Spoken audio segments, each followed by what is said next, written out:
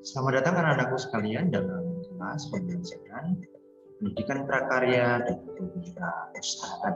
Dan kesempatan kali ini kita akan melanjutkan pada bagian budidaya part yang kedua, yaitu kita akan fokus pada proses produksi budidaya tanaman pangan. Saya ulangi, proses produksi budidaya tanaman pangan. Apa saja yang kita akan bahas pada materi pada kesempatan kali ini? Kalau kemarin materi sebelumnya kita melihat beberapa jenis-jenis tanaman yang termasuk tanaman pangan itu apa saja, dan sekarang kita masuk pada proses produksi budidaya tanaman pangan. Oke. Proses produksi budidaya tanaman pangan.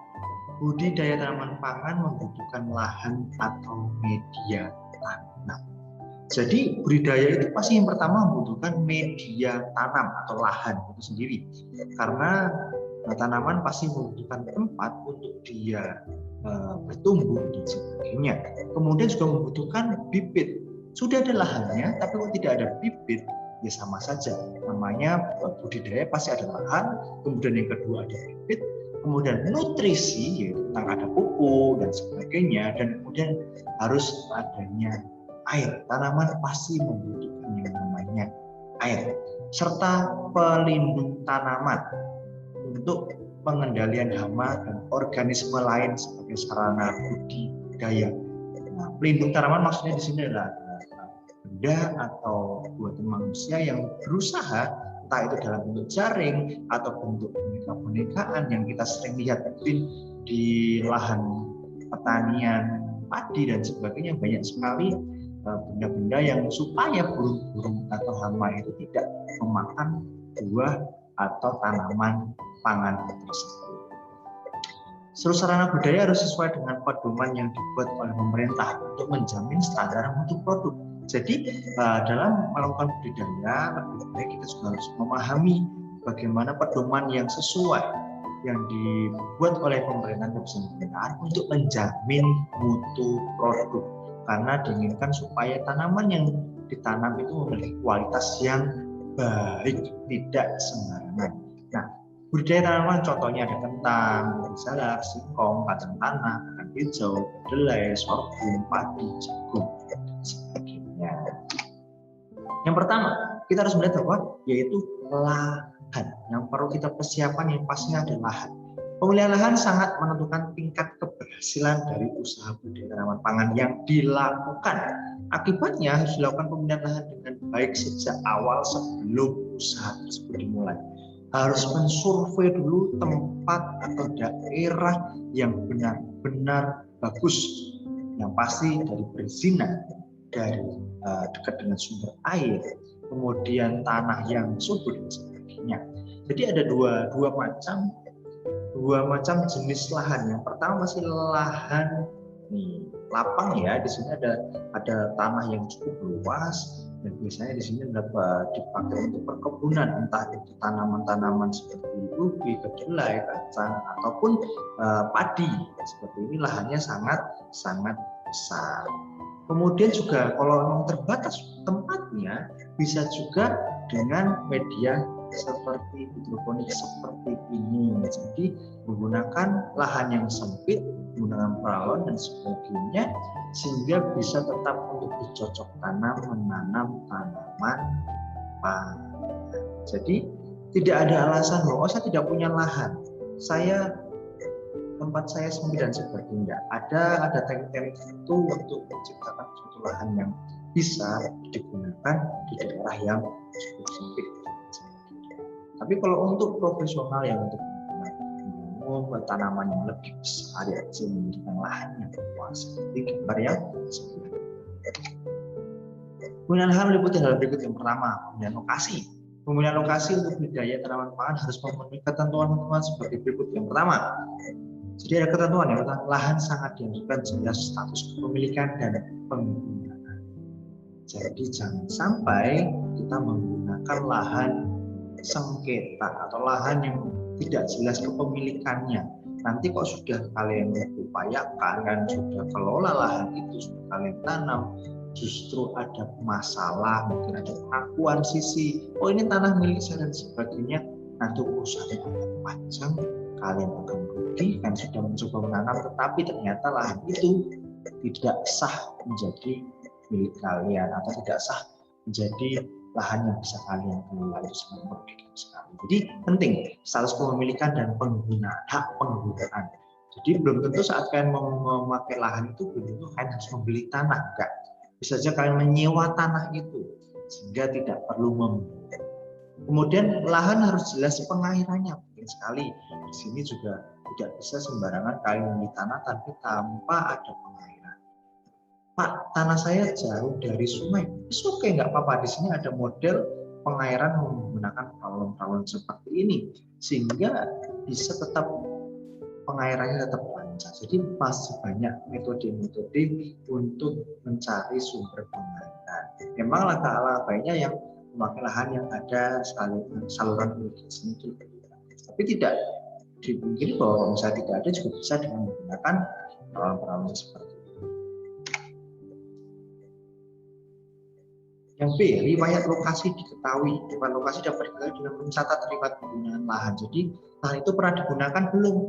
Pernah ditanam tanaman yang lain belum? Dan sebagainya. Itu akan mempengaruhi juga kualitas tanah yang dipakai. Kemudian yang C, pemetaan lahan.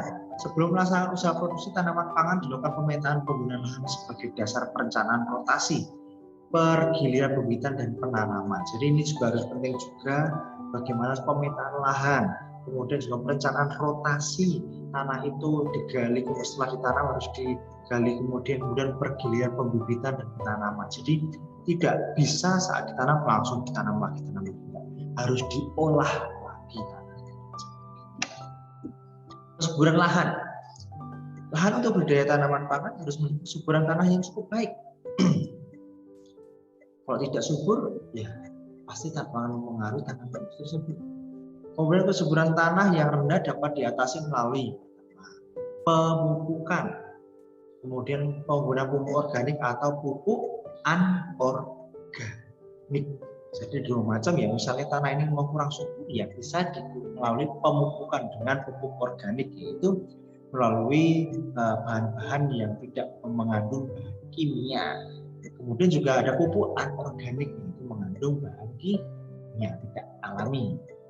Ketiga, untuk mempertahankan kesuburan lahan dilakukan rotasi atau pergiliran tanaman tadi yang kita bahas tadi. Jadi ada pergiliran tanaman saat setelah menanam padi kemudian bisa menanam dengan tanaman lain, atau saat sudah memanen padi kemudian harus dibajak tanahnya supaya ada pergantian tanah yang di bawah jadi naik. Jadi tetap subur seperti itu ya. Saluran drainase atau saluran air.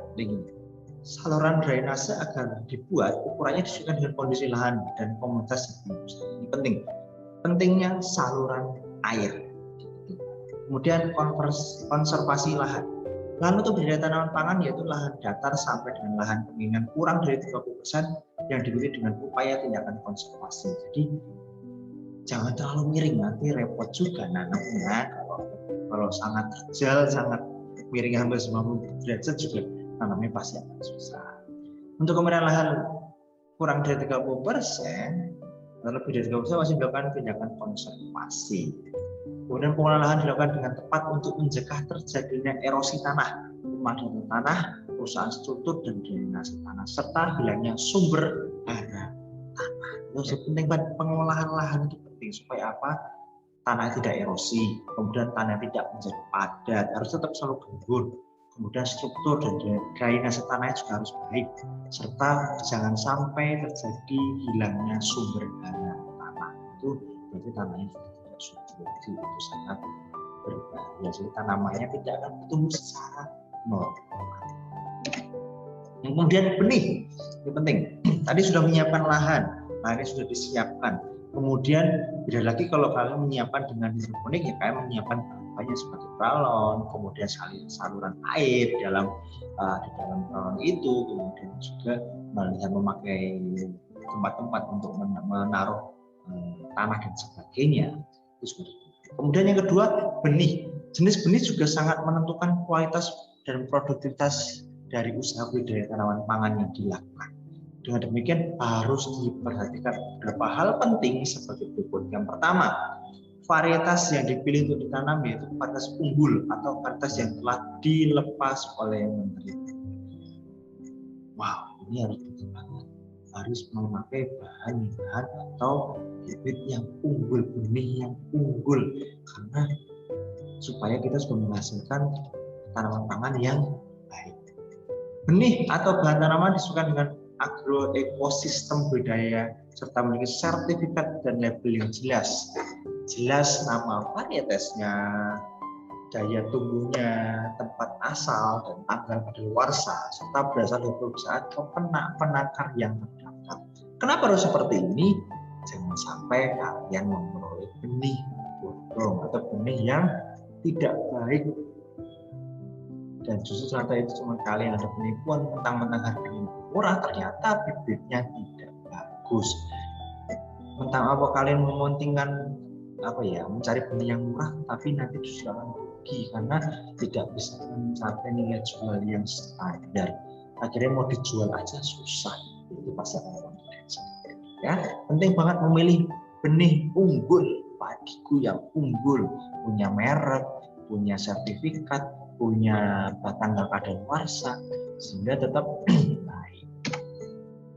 Benih atau bahan tanaman sehat memiliki figur yang baik, tidak membawa atau menularkan organisme pengganggu tanaman OPT di lokasi usaha produksi. Jangan mengandung hama, jangan mengandung organisme pengganggu tanaman OPT. Jadi benih harus sehat, tidak berjamur, tidak kotor, atau misalnya tidak mengandung organisme pengganggu tanaman yang lain. Jadi benar-benar baik, dikemas dengan rapat, tidak kena air, tidak kena udara lembab dan sebagainya.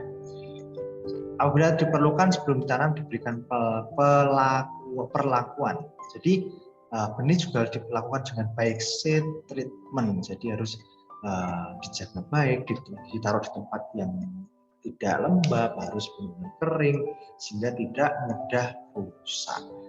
Benih itu ada dua macam, yaitu pertama yang benih dalam bentuk biji-bijian seperti ini, kemudian juga ada benih yang mudah jadi tunas, contohnya padi. Padi lebih enak kalau ditanam saat sudah jadi bibit seperti ini, ya. Jadi dua macam. Bisa menanam dalam bentuk biji-bijian, ditanam langsung ke tanah, atau seperti padi yang harus mengalami dua tahapan. Yang pertama dari biji, kemudian tumbuh benih, dicabut, kemudian tanam ke lahan yang lebih luas. Tanaman pangan dari kelompok serealia dan kacang-kacangan diperbanyak dengan menggunakan benih, sedangkan tanaman umbi-umbian diperbanyak dengan menggunakan stek. Benih adalah biji sebagai bagian regeneratif tanaman yang digunakan sebagai bahan untuk pertanaman, sedangkan stek adalah bagian vegetatif tanaman yang dijadikan bahan perbaikan tanaman. Nah, bedanya sini, benih itu adalah biji sebagai bagian regeneratif tanaman yang digunakan sebagai bahan untuk pertanaman. Jadi misalnya jagung, ya benihnya yaitu dari biji jagungnya itu. Padi juga diambil dari biji jagungnya, kedelai dari biji kedelainya itu, dan sebagainya macam. Ini contohnya adalah biji, benih dalam bentuk biji. Kemudian yang kedua adalah stek, adalah bagian vegetatif tanaman yang dijadikan bahan perbanyakan tanaman. Contohnya tebu misalnya, atau ini singkong, dari batangnya dipotong, ditancapkan ke dalam tanah, jadilah tumbuh tunasnya dan kemudian lama-lama besar. Akarnya juga itu kebutuhan tunasnya. Jadi dua macam ya, ada dalam bentuk biji, yaitu dalam kelompok serealia dan kacang-kacangan. Kemudian tanaman umbi-umbian diperbanyak dengan menggunakan stek. Kemudian yang ketiga, pupuk. Tadi lahan sudah, kemudian biji sudah, yang ketiga pupuk. Pupuk adalah bahan yang diberikan pada tanaman atau lahan untuk memenuhi kebutuhan nutrisi tanaman. Pupuk terdiri ada atas dua jenis, yaitu pupuk organik dan anorganik. Pupuk organik adalah pupuk yang berasal dari sisa-sisa makhluk hidup seperti kompos atau pupuk kandang dari kotoran hewan. Itu biasanya pupuk organik. Kemudian pupuk anorganik, lagi pupuk anorganik berasal dari bahan-bahan mineral seperti HCl, urea, dan TSP. Ini bahan kimia, ada bahan-bahan kimianya ya, ada bahan-bahan mineralnya. Kemudian pembenahan tanah itu bahan-bahan sintetis atau alami, organik atau mineral berbentuk padat atau cair yang mampu memperbaiki sifat fisik, kimia, dan biologis tanah. Itu dalam bentuk pembenahan tanah. Tapi yang paling sering yaitu adalah menggunakan pupuk organik dan pupuk anorganik. Yang ketiga, pemupukan diusahakan memberikan manfaat yang besar sebesar-besarnya dengan dampak yang sekecil-kecilnya serta memenuhi 5 manfaat yang sebesar-besarnya dan mengurangi dampak sekecil-kecilnya. Mengurangi dampak apa? Yang pasti gagal panen. Jangan sampai terjadi gagal panen karena tidak mempunyai pupuk yang baik, tidak diperlukan. Jadi padi sudah tumbuh tapi ternyata dalamnya kopong, tidak ada isinya, tidak ada bijinya, akan sangat disayangkan. Yang pertama, tepat jenis, itu jenis pupuk mengandung unsur hara makro atau mikro sesuai dengan kebutuhan tanaman dengan memperhatikan kondisi subur dan lahan. Jadi penting kamu memilih jenis pupuk, tidak sembarangan pupuk padi kamu tanah dikasih ke pupuk pohon kedelai beda. Jadi harus sesuai jenisnya. Pupuk yang digunakan adalah pupuk yang sesuai dengan tanaman yang ada. Contohnya kamu berikan makan ayam, kamu kasih makanan kambing, ya enggak bisa. Jadi contoh harus tepat. Kemudian tepat mutu, yaitu harus menggunakan pupuk yang bermutu baik sesuai standar yang ditempatkan. Jangan pakai pupuk yang lambat, harus yang sesuai dengan standar. Tepat waktu, yaitu diaplikasikan sesuai dengan kebutuhan, yaitu stadia tumbuh tanaman serta kondisi lapangan yang tepat. Jadi kalian harus tahu kapan saatnya memupuk dan kapan seharusnya sudah selesai memupuk. Jangan sampai terlambat dan jangan sampai terlalu cepat. Tepat dosis, yaitu jumlah yang diberikan sesuai dengan anjuran rekomendasi spesifik lokasi. Jangan sembarangan ngasih. Wah, yang penting biar tampil cepat subur, saya kasih banyak, saya kasih siram-siram yang banyak, yang justru semakin banyak pupuk semakin subur. Enggak bisa seperti itu, harus sesuai dengan dosisnya. Bahkan seperti manusia, saat manusia sakit minum obat harus ada dosisnya, tidak sembarangan minum banyak, nanti overdosis. Seperti tanaman harus sesuai dengan aturannya. Biasanya dalam pupuk ini ada di bagian belakang, ada cara penggunaan, ada dosis yang harus digunakan dalam memupuk. Tepat cara aplikasi, yaitu disesuaikan dengan jenis pupuk tanaman dan kondisi lahan. Nah, di sini adalah pupuk, contoh pupuk organik cair. Ya. Ternyata pupuk organik itu ada dua macam. Ada pupuk organik yang masih berbentuk seperti ini, benar-benar alami, benar-benar asli. Ada juga pupuk organik dalam bentuk cair.